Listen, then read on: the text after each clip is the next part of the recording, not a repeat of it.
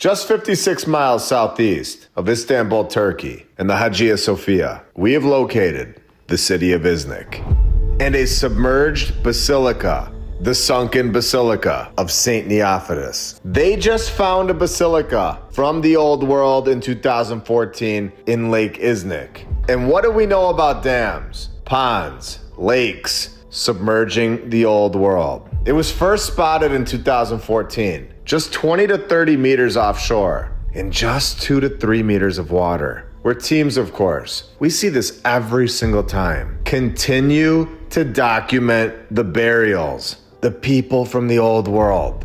They are buried underneath that basilica, catacombs and the rest. They're finding the technology. They are not just finding coins. They're planning to create an underwater museum, so we'll have to look into that later. The excavation is still active and going on today, where public access is limited. They are finding incredible things, because if they weren't, they would have stopped a long time ago. If it was just some stone, they would have just wrapped this up in 2015. We know that they found more. It is labeled as a protected underwater excavation zone. You can view it from the shore, which, like we've said, is 30 meters away. You cannot enter the water. It requires authorization, of course, because we all know that the mainstream history is fully transparent.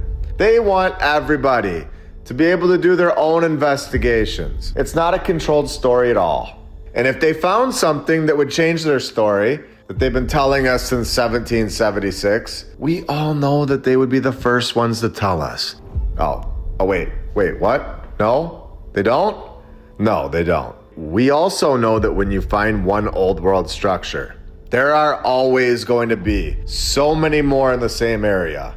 Let's review what they're telling us. We're told that the lake is ancient, formed millions of years ago. And the basilica was constructed here in the late 300s, early 400s. And they know all of this by testing the local starfish that was sitting 20 feet away. And we all believed this for years, where an earthquake in 740 on the dot likely collapsed the church. And the shoreline just changed for no reason. They have no idea what happened.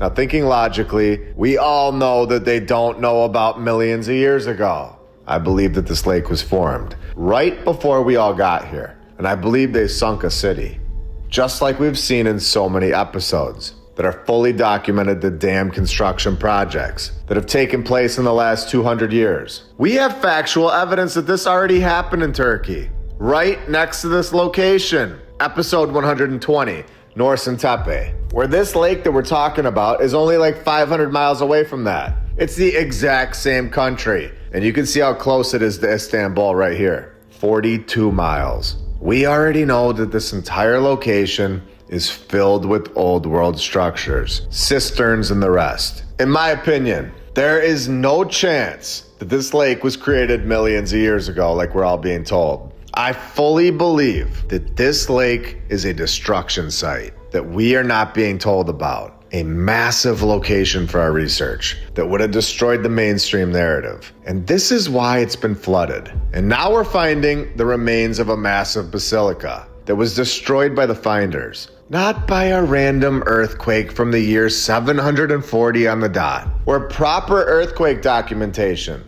That didn't even begin until the 1880s, which is our timeline yet again. In the 740s, with a population of nobody, not a pencil in sight, they had just figured out how to carve into the local tree stump. They just needed to document that 740s earthquake. It was driving them nuts, and it was known forever that an earthquake just shook that basilica to the ground.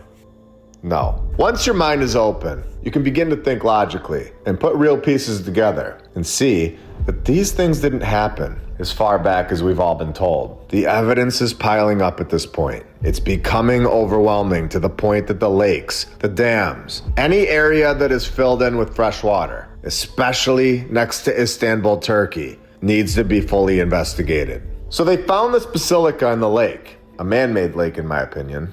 They're saying that a pagan temple may lie beneath it. Underneath this structure may be a pagan temple.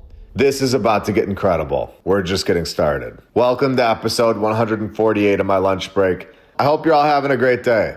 And if you're new, welcome.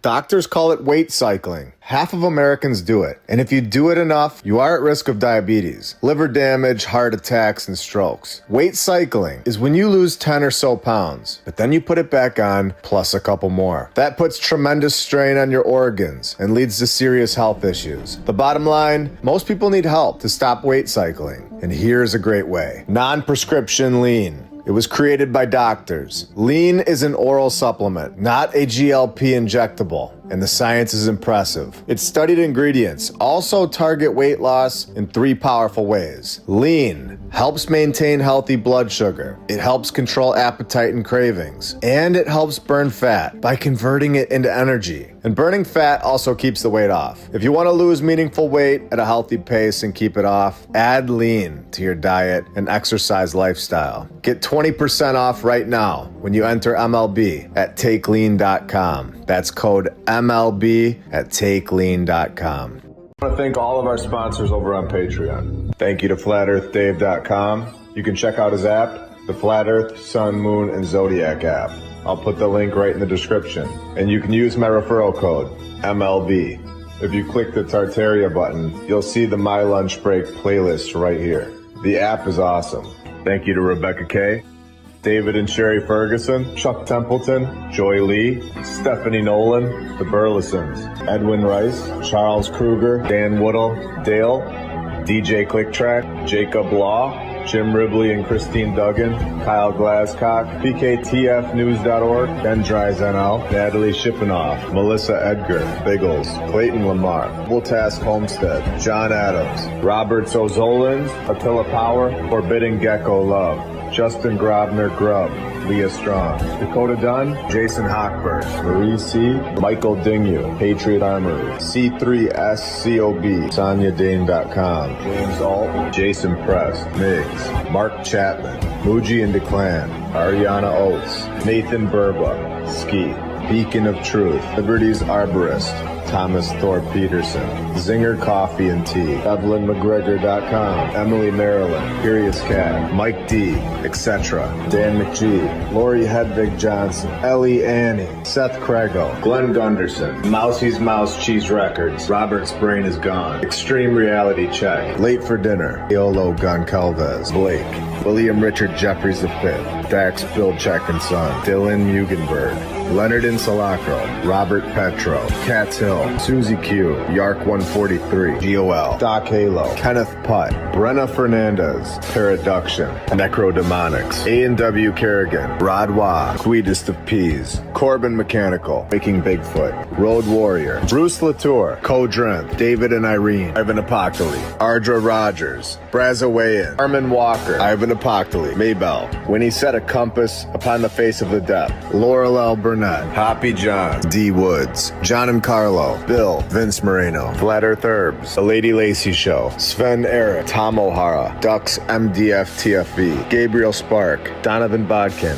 Danya Lucas, Jeremy and Amy, Annika Joyce, The Arnolds, Henry's Mom, Digital Strategy, Earth Daughter, Norman Slater, E. Hamur, Harvey, First Class Forklift, Bradford's Donkey Wagon Deluxe, Erniho, Brian Whitaker, Trevor Cashin, David Torres, Lucy, Shiba Shaba in the Darkness. You guys are all awesome and helping this channel out a little. Divers have documented human graves around and underneath this basilica and evidence that the church sits on top of an older structure, possibly a Roman temple to Apollo. This lake was a destruction project without a doubt, in my opinion. A massive city from the old world was right here. And this even carries into the land. Just like we said, when there's one, there's always more. Right here, we have found another obelisk in the middle of farmland.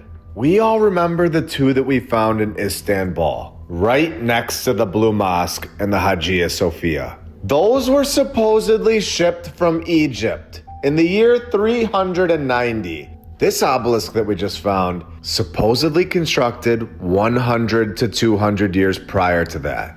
It predates both of the two from Istanbul, showing that whoever was here was in the business of building obelisks. They were not shipping them from Egypt. This is a total contradiction by the mainstream history. We have this lake, and then right next to it, of course, is the city of Iznik, where we are told that excavations show that this city was layered with aqueducts, cisterns, and vaults. The same exact thing that we saw in Istanbul, Constantinople, or Byzantine, whatever you'd like to call that. Some estimates say that only 20 to 25% of the underground network has been explored today. 20 to 25%, meaning that 75 to 80% of this entire area underground has not been explored, even though they know that old world things are going on here. I believe they know exactly what's underground here. And I believe that it's a lot more than 75%. I believe that it is all connected back to Istanbul and all over this area. And it's not being shown or told to us. And this underwater basilica is right off the shoreline here. The evidence is beyond overwhelming at this point that there was a reset. We are looking at the remains of a civilization that was here and was extremely advanced all over the world, every country, just building palaces. And then something happened. They're just gone, but their buildings are still here. It predates the donkey riding, hut living, candlelight society that was here in the 1800s. I just found something shocking, and I'm about to blow your mind. Leon de Laborde documented this site in 1838. He described this basilica, the one that's in the water, he described it as still visible on the shoreline. It was not submerged in 1838 because do we all remember what they told us? Why was this structure in the water? They told us that the structure is in the water because of an earthquake in 740. The problem for them is that we have actual documentation now that totally contradicts their made-up story in a cited paper in 1838. 1,000 years after they say that earthquake happened, this guy, his account describes the basilica still visible on the shoreline. He wrote that the walls of a large church could be seen descending towards the lake. He even sketched it out, and locals knew this. They began diving in the water near those same walls and bringing up metal fragments. They have been finding things at this site for years, hundreds of years. And I bet they were finding so much more than just utensils in 1838. This structure was still standing. They destroyed it and submerged it within the last 200 years, and we have documented evidence of this. They didn't just find it in 2014. This is crazy. How is it possible that the 740s earthquake is responsible for something that happened after 1838? It's not. And we have just exposed this right here and right now. Destruction project after destruction project. Over and over and over. Destroying the old world. Their stories are always illogical. They're based on lies and they ignore actual facts. I'm just so thankful that we had the Donkeys Incorporated Club there at the site in the 740s because they were able to document all those earthquakes while constructing palaces all over the world. You are all amazing. And our entire community is thankful for you. At this point, I think we need to buy a couple more donkeys because we got more people joining the club. These people have been here for thousands of years and they've been hitting that stone perfectly. We now have over 1,000 badge members, a massive team here. It's incredible. You're all helping this channel so much, and I appreciate your support. Thank you for subscribing as well. This helps push the channel to more and more people every single day. We are on YouTube. We're on Rumble. We're on X. We're on Instagram, TikTok, and Spotify, if you're looking for even more content from us. Now, this documented account is incredible. Lots of drawings, which are obviously debatable, But he's depicting horses and wagons in the 1800s entering Palace Cave Mountains. You can see that they're finding these things. Where he drew this about the inside, it's a clear depiction of a chandelier lighting up the room. This is in 1838, decades before Edison's light bulb. Now, were these oil lamps, or did they find old world technology inside? And he's trying to document it and show us. You tell me. He's even drawing these statues. Take a look at their hands. They're all chopped off already in 1838. Every single one of them. The six-fingered Nephilim that we've talked about in episode 113. There are literally hundreds of depictions of what this guy saw around this area. I won't be able to show you all of them here. It's literally just a bunch of drawings of the finders, finding all of these old world things. Here's a picture of the cover if you're interested in looking it up. But right here you can see our lead donkey. You have the Hagia Sophia in the background. And flipping to this depiction, it is just incredible. It just looks like everything was wiped out. Like a massive event took place, and there's mud everywhere. They obviously wouldn't just build this way. They wouldn't have palace after palace, and then have the mud all sloppy and uneven, sinking this thing in over here, and having crushed stone all over the place. The finders of the 1800s, they were traveling around in blanket teepees, with massive stone tombs being opened up in the background. It's just incredible. And who is this guy depicting all of this in 1838? A French traveler, and later the director of antiquities. He was the son of a banker and a collector. And there it is. He was collecting a lot of old world items, I bet. Growing up with access to money, networks, and the European elite. This is amazing. So he was not just a tourist. He was one of the actual finders, funded by the supposed European elite. A banker's son. Who was this guy's dad? It's no wonder he chopped off the hands in the drawings. This guy could have been the one chopping the hands off. And then depicting what he saw after the hands were gone. Seems convenient, doesn't it? His father, Jean-Joseph de Laborde, was one of the richest bankers in France before the revolution. And I guarantee you that they found something important because one of the members of the family in 1967 just goes and marries the Princess of Denmark. So now I'm sure that they have this technology, or whatever they found in the 1800s in the Denmark royal family archives, documents, texts. And I think we just pinned down one of the finders. I think we actually did it. This guy's literally doing exactly what we've been talking about all along. He's going around finding all of the old world things, all funded by the banker, his dad. And then the family tree just goes and marries the Princess of Denmark. What do you think about this? Comment below. I think we've actually done it. We know Istanbul is incredible. We just had 5 episodes on it. We know that this lake and its shoreline is filled with old world structures, underground networks, and more. But just 50 miles south of this, we also have the city of Bursa, or ancient Prussia. It's literally all right next to each other, and none of it belongs in our timeline. All of it is wrapping around the Sea of Marmara, where we find this, the Grand Mosque of Bursa, having 20 domes and constructed from 1396 to 1399. 3 years. And we all believe that. No, not even close. This is insane. And we're giving this Ali Nakar character, who is 100% fake, because nobody ever just constructs palaces in 3 years and then never builds anything else in their entire life. Where we are told that based on what's actually documented, that this was the only building that was tied to Ali Nakar. Built in 3 years, in the 1300s, and it's here forever. I gotta be honest. I wish we had a few Ali Nakars today.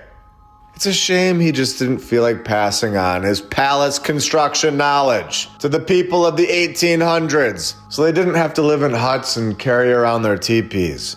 It only took him 3 years. He must have been a master at it. If we were really evolving and advancing, the 1800s would have been building these things all over the place in like 5 to 10 months.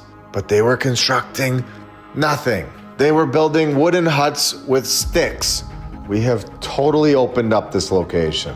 We have seen some incredible things, and I'm sure there's so much more. We'll be coming back to this location, but it's time to take this research to another country. I want to change gears here and expose things that people never knew existed. Places that should not be here today. Things that don't make sense in our timeline. If you're following the mainstream history, I want to show you that we are just getting started.